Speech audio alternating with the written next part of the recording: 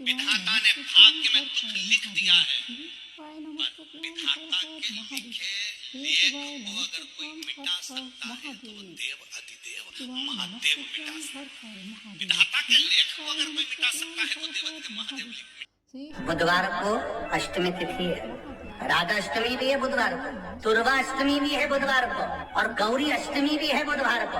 और शिव महापुराण की कथा कहती है, गणेश पुराण के 3 अध्याय में वर्णन किया, बुधवार के दिन अगर अष्टमी पड़ जाए तो ऐसी कोई बीमारी नहीं जिसका इलाज ना हो पाए। कुछ ना करिए, हरा मूंग की कटोरी भर लो, मूंग जानते हो, हरे मूंग की दाल होती है ना, जो हरा मूंग, आथा मूंग हरा की कटोरी भरो, उस पर गुड़ की एक थोड़ी, गुड़ की बट्टी, गुड़ की एक बाटी उस पर रखो, 5 बेलपत्र रख लो, और जिस व्यक्ति को बहुत भारी बीमारी है, कैंसर जैसा रोग भी है, किडनी लीवर जो भी उसके खराब हो रहे हैं, कोई तकलीफ है, बस वो कटोरी में मूंग लेकर उसमें गुड़ की खोड़ी रखकर 5 बेलपत्र रखकर, बुधवार और अष्टमी तिथि, राधाष्टमी भी है, दुर्गाष्टमी भी है। दुर्गाष्टमी जिस दिन भगवान ने, गणेश जी ने एक राक्षस का संहार करा था और कश्यप ऋषि ने उनको दुर्गा दी थी, वो अष्टमी है। पहली बार दुर्गा चढ़ी थी गणेश जी को, उसका व्याख्यान आएगा कथा। मूंग कटोरी में भरकर, गुड़ की खोड़ी रखकर, गुड़ की बट्टी, 5 बेलपत्र, जिसको बहुत बीमारी हो, दमा, श्वास, किडनी आदि का आदि बहुत बीमारी हो, 21 बार शरीर पर से उतार कर महाराज सीधे हाथ में रखकर नाम गोत्र खुद का बोलकर और भगवान से, गणेश जी से विनती कर कर अष्टमी तिथि के दिन, बुधवार के दिन जो भी आ रही है, बहुत समय के बाद पड़ रही है, उस दिन उस कटोरी नहीं लेना, पुरानी कटोरी नहीं लेना, कोई कटोरी घर में नहीं हो, नई कटोरी, और उसको गणेश जी के मंदिर में पहुंचा दीजिए। गणेश जी के मंदिर में पहुंचाएं, गणेश जी के मंदिर में पंडित जी भी बैठे रहे, हाथ में मत देना उस कटोरी को, भले दरवाजे पर, चौखट पर, गणेश जी के राइट हैंड की ओर, आपका उल्टा हाथ होगा, गणेश जी का सीधा हाथ होगा, तो गणेश जी का जो राइट हैंड हो, दर्शन करते समय सीधा हाथ इधर आएगा, उस हाथ के वहीं पर, अर्थात जमीन पे ही रख देना, पर रखना भूमि पर। महाराज कैसी भी बीमारी होगी, अगर चलने में भी तकलीफ हो रही होगी, तो अष्टमी को कर कर देखना, 11 या 12 तक आपको अंतर मालूम पड़ जाएगा। ये अष्टमी कोई साधारण नहीं आ रही बुधवार को। शिवाय नमस्तुभ्याम, हर हर महादेव। दर्शकों, बुधवार 11 सितंबर है, उस दिन अष्टमी तिथि है। बुधवार की अष्टमी तिथि का काफ़ी अधिक महत्व है। बुध अष्टमी के दिन भगवान शिव पार्वती के साथ बुध का पूजन भी किया जाता है। इस व्रत को करने से मनुष्य की जन्म कुंडली में बुध की स्थिति मजबूत हो जाती है, और बुध ग्रह व्यापार के कारक हैं, धन के कारक हैं। ऐसे में बुध के मजबूत होने से मनुष्य को धन, संपत्ति, सुख, वैभव, परिवार का साथ मिलता है, अच्छा व्यापार, व्यवहार, बौद्धिक चातुर्य प्राप्त होता है। तो बुधवार के दिन जो अष्टमी तिथि है, इसका काफ़ी अधिक महत्व बढ़ जाता है।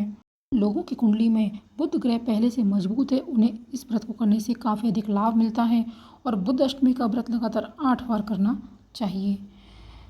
बुध अष्टमी के दिन सूर्योदय से पूर्व उठकर गंगा जल, मिश्रित जल से आपको सबसे पहले तो स्नान कर लेना है। उसके बाद आपको दैनिक पूजा कर लेनी है। एक कलश में गंगा जल में और थोड़ा सा जल मिलाकर भरकर एक चौकी पर आपको रख लेना है, और व्रत का संकल्प करते हुए गणेश जी, शिव जी, माँ पार्वती का आह्वान करना है। इसके बाद बुध ग्रह की मूर्ति या चित्र स्थापित करके आप उनका पूजन जरूर कीजिएगा। पूजा में विभिन्न रंगों के फूलों के अलावा 5 प्रकार के हरे पत्ते जरूर रखें। इसमें अशोक, आम, पीपल, बड़, केले और दूर्वा जरूर होनी चाहिए। इसके बाद बुध को मूंग के दाल के पकवानों का भोग केले के पत्ते पर रखकर लगाना चाहिए, और बुध के मंत्र ओम ब्राम ब्रीम ब्रौम सह बुद्धाय नमः की 1 माला का जाप आपको करना है। इस मंत्र के साथ ही गणपति अर्थशीष का भी पाठ करना है, और दिन भर निराहार रहना है। सायंकाल व्रत खोलना है, और पहला अगर आप निवाला खाते हैं तो मूंग का ही दाल का बना हुआ कुछ व्यंजन होना चाहिए। बुद्ध अष्टमी का व्रत करने से बहुत से लाभ मिलते हैं। बुद्ध अष्टमी का व्रत लगातार 8 बार करना चाहिए, इससे मनोवांछित फल की प्राप्ति होती है। बुद्ध अष्टमी का व्रत करने से जन्म कुंडली में बुध ग्रह मजबूत होता है और इससे घर में धन संपत्ति के साथ उत्तम व्यापार प्राप्त होता है। हमारे जो भी जाने अनजाने पाप हैं उनसे मुक्ति दिलाने के लिए यह व्रत काफ़ी प्रभावशाली होता है। बुद्ध अष्टमी का व्रत करने से मनुष्य की बौद्धिक क्षमता मजबूत होती है और वह सही निर्णय ले पाता है। क्या होता है कि दोस्तों, अगर हम सही समय पर सही निर्णय नहीं ले पाते हैं तो हमें उस निर्णय के लिए बाद में पछताना पड़ता है। इसलिए अपने ज्ञान का, विवेक का सही तरीके से उपयोग करें। इसके लिए बुद्ध अष्टमी का व्रत काफ़ी प्रभावशाली होता है। बुद्ध अष्टमी का व्रत करने से बुद्ध से जुड़े राजयोग कुंडली में प्रभावशाली बनने लगते हैं और उनसे लाभ होता है। बुद्ध यदि कुंडली में योग कारक है तो मनुष्य को राजा के समान जीवन की भी प्राप्ति होती है। उपाय उन लोगों के लिए है जिनकी कुंडली में क्या है कि वो अशुभ ग्रहों के प्रभाव से प्रभावित हैं।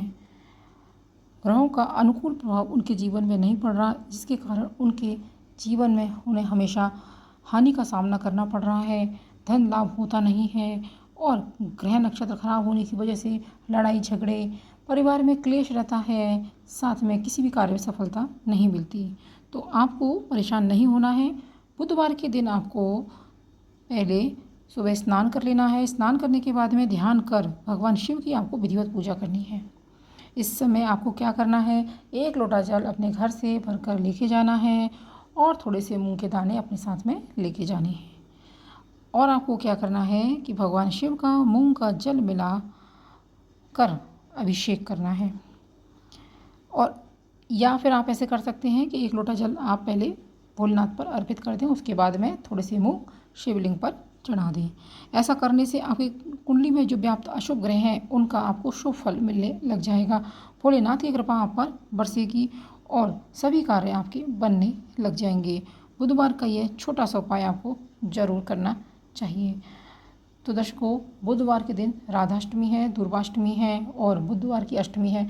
इस दिन आप इन उपायों को अगर कर लेते हैं तो पंडित प्रदीप मिश्रा जी जैसे कहते हैं कि इस दिन का काफ़ी महत्व होता है और अगर आप यह उपाय करते हैं तो किसी भी तरह की कोई भी बीमारी, आपकी कुंडली में अशुभ ग्रह, इन सब से आपको छुटकारा मिल जाएगा। एक बार इन उपायों को आप करके तो देखिएगा, आपको लाभ जरूर मिलेगा। क्योंकि यह जो बुधवार की अष्टमी है काफ़ी समय के बाद आ रही है, तो इसका आप लाभ आपको लेना जरूर चाहिए ताकि आपके घर में सुख शांति आ सके और किसी भी तरह की कोई भी परेशानी है उससे आपको छुटकारा मिल सके। अगर आपको मेरा ये वीडियो पसंद आया है तो इस वीडियो को ज़्यादा से ज़्यादा लाइक कीजिएगा, शेयर कीजिएगा और कमेंट बॉक्स में भोलेनाथ का कोई एक प्यारा सा नाम जरूर लिख दीजिएगा। मिलते हैं एक नई वीडियो के साथ। श्री शिवाय नमस्तुभ्यम। हर हर महादेव। जय महाकाल।